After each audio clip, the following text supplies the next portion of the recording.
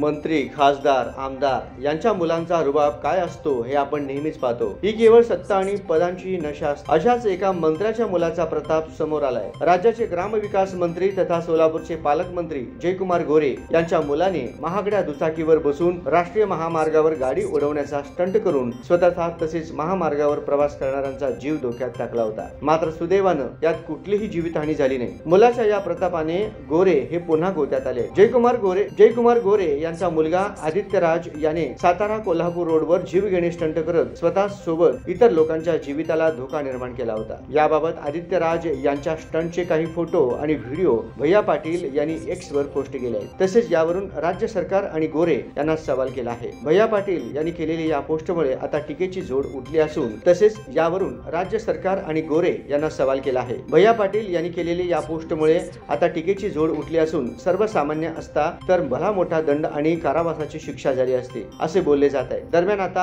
आदित्यराज गोरे यांनी आपल्या इंस्टाग्रामवर शेअर केलेला व्हिडिओ डिलीट केलाय। आदित्यराज याने लाईव्ह स्टंट करत स्वतःच्या सोशल मीडियावर एक चित्रीकरण टाकलं आहे। अशा बेकायदेशीर गोष्टीला प्रोत्साहित केले जात असल्याचा आरोप भैया पाटील यांनी केला आहे। याच मुद्द्यावरून आता ठाकरे गटाचे खासदार संजय राऊत यांनी गोरे यांच्यासह राज्याचे मुख्यमंत्री देवेंद्र फडणवीस यांच्यावर निशाणा साधलाय। फडणवीस हे राज्याचे गृहमंत्री आहेत का? जे साताऱ्यात सुरू आहे ते आधी काय आहे याकडे आधी पाहावे असे राऊत यांनी म्हटले आहे। त्यामुळे आता या प्रकरणाकडे राज्य सरकार कसे पाहते यावरून जयकुमार गोरे कोणते स्पष्टीकरण देतात हे पाहावे लागणार आहे।